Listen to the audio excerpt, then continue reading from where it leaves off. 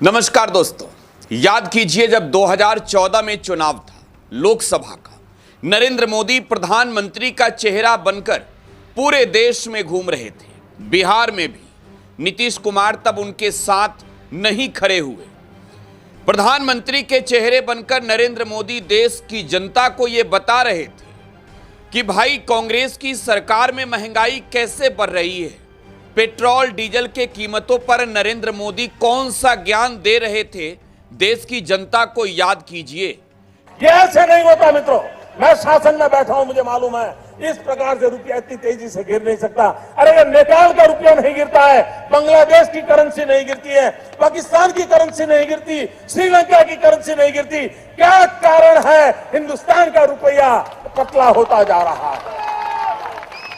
ये जवाब देना पड़ेगा। रुपए डॉलर के तुलना में कैसे गिर रहे हैं, नरेंद्र मोदी जब वो बता रहे थे तब देश की जनता सोच रही थी कि बड़ा दूरदर्शी नेता मिला हुआ है। सोना चांदी के कीमतों में हो रही इजाफा पर जब वो सरकार को घेर रहे थे, यूपीए की सरकार को, तब ऐसा लग रहा था कि जब ये सत्ता में आएंगे तो ऐसा तिक्रम खेलेंगे कि सोने चांदी की कीमत धड़ाम से गिर जाएगा, डॉलर के तुलना में रुपए मजबूत हो जाएगा। और देश की जनता ने समझा नरेंद्र मोदी आ रहे हैं, चुनाव अगर जीत गए तो भाई पेट्रोल डीजल तो बिल्कुल फ्री ही समझो, 10-12 रुपए लीटर मिलने लगेगा। लेकिन शायद प्रधानमंत्री के उस भाषण को जनता ने ठीक से नहीं समझा था, जिस भाषण में प्रधानमंत्री के चेहरे रहे नरेंद्र मोदी ने कहा था कि हमारा क्या है, हम तो फकीर हैं, झोला उठाएंगे चले जाएंगे। देश की जनता इसी कंफ्यूजन में रह गई कि भाई मोदी जी जो बता रहे हैं ये राजनीति की स्तर है या फिर विपक्ष के ओर से वो मोर्चा संभाले दुनिया को हकीकत बता रहे हैं। लोगों ने समझा कुछ तो अनुभव होगा, नरेंद्र मोदी ऐसी लंबी चौड़ी बातें ऐसे ही नहीं कर रहे हैं, कुछ तो क्वालिटी होगा। चलो पेट्रोल डीजल की कीमत तो कम हो जाएगी, चलो सोना चांदी कम हो जाएगा, एकदम जेवर पिटवा के घूमेंगे। लोगों को ऐसा लगा कि भाई अमेरिका का डॉलर हमारे रुपया के सामने गिर जाएगा, रुपया इतना मजबूत हो जाएगा। लेकिन नरेंद्र मोदी ने जो कुछ भी कहा था यह सिर्फ और सिर्फ एक तौर पर कहिए तो चुनावी जुमला था। चुनावी जुमला अमित शाह ने ही कहा था नरेंद्र मोदी के भाषणों को लेकर एक नेशनल चैनल के इंटरव्यू में। खैर, आज देश में बढ़े कीमतों का स्वागत कीजिए। पेट्रोल डीजल के कीमत 3 रुपए बढ़ गए हैं। नरेंद्र मोदी के समर्थक होने के साथ साथ नरेंद्र मोदी के विरोधी होते हुए भी आप सरकार के इस फैसले का स्वागत करिए, क्योंकि अगर आप पेट्रोल डीजल के बढ़ते कीमतों पर सवाल उठाएंगे तो आप देशभक्त नहीं कहलाएंगे और देशभक्ति की सर्टिफिकेट पाने के लिए गाड़ी का इस्तेमाल कम करिए, 1 साल तक सोना नहीं खरीदिए। आज दोस्तों हम आंकड़े पर बात कर रहे हैं। हमारे पास वो आंकड़ा है, बीजेपी का आईटी सेल, नरेंद्र मोदी का आईटी सेल, जो देश की जनता को समझा रहा है वो बिल्कुल सत्य नहीं है। मनमोहन सिंह की सरकार जब यूपीए की सरकार थी देश में, तो हिंदू मुसलमान का भी खतरा नहीं था, पेट्रोल डीजल का कीमत भी बहुत कम था, सोना का कीमत तो इतना कम था जितना नरेंद्र मोदी की सरकार देश में बनने के बाद लगातार जो स्केल बढ़ा है उस रेशियो में भी जाया जा सके। खैर, पेट्रोल डीजल से ही शुरू करते हैं, डॉलर तक तो बात करेंगे। दोस्तों, आज पेट्रोल की कीमत आपके यहाँ कितना रुपए है? बिहार में हमारे यहाँ 109 रुपए से अधिक पेट्रोल का कीमत हो गया है। 106 रुपए लीटर तो पहले से लोग खरीद रहे थे, अब 109 रुपए लीटर भी खरीदेंगे। करें तो क्या करें, गाड़ी पर चढ़ना है, जरूरी है। मोदी जी अपनी गाड़ियों की संख्या घटा लिए हैं, फोटोशूट उनके नेता लोग खूब करा रहे हैं, लेकिन देश की जनता को विदेश ना जाने की सलाह देने वाले नरेंद्र मोदी विदेश के दौरे पर निकल गए हैं। खैर, पेट्रोल डीजल की कीमत में इजाफा हुआ है, 3 रुपए से अधिक कीमत बढ़े हैं। अब अगर बीजेपी के नेताओं को यह पूछिएगा कि भाई मनमोहन सिंह की सरकार में और आज की सरकार में हालत कैसा है, तो वो क्या समझाएंगे, क्या बताएंगे? वो तो यही कहेंगे कि देश के हित में 3 रुपया बढ़ा है, स्वागत करिए। लेकिन जरा एक ग्राफिक देखिए, पेट्रोल डीजल के कीमत पर इस ग्राफिक को देखकर समझिए। और इस ग्राफिक में छुपा है नरेंद्र मोदी के सरकार के नाकामियों का वो राज, जो बताता है कि देश की जनता को इन्होंने जुमला कह के ठग लिया है। 2014 में जब ये सत्ता में आए थे, उस वक्त पेट्रोल डीजल की कीमत बहुत कम थी, 63 से 75 रुपए तक 2014 में ही गया। इनकी सरकार आने के बाद, सत्ता में आने के बाद नरेंद्र मोदी ने 2015 में पेट्रोल डीजल के कीमत में थोड़ा सा कमी किया। 2016 में ये इजाफा फिर थोड़ा इधर उधर हुआ, एक्साइज बढ़ने से महंगा हो गया। 2017 में 68 से 74 रुपए लीटर तक पहुंचा पेट्रोल, 55 से 63 रुपए डीजल। ऐसे ही आंकड़ा 2018 का भी देखिए, रिकॉर्ड तेजी से बढ़ता रहा, 84 रुपए तक पेट्रोल गया, 75 रुपए तक डीजल। 19 में 75 रुपए फिर रेट हुआ, अपेक्षाकृत स्थिर हुआ, 65 से 68 डीजल। 20 में फिर थोड़ा सा इजाफा हुआ कोविड के बाद टैक्स की बढ़ोतरी होने से, 69 से 84 रुपए तक पेट्रोल गया, 62 से 74 रुपए डीजल। लेकिन 2021 वाला रेट समझिए, 2021 में सीधे छलांग लगाया पेट्रोल डीजल, इतिहास का सबसे बड़ा उछाल, 83 से 110 तक का सफर, 73 से 102 डीजल चला गया। 2022 में 96 से 107 रुपए पेट्रोल, 89 से 95 रुपए डीजल।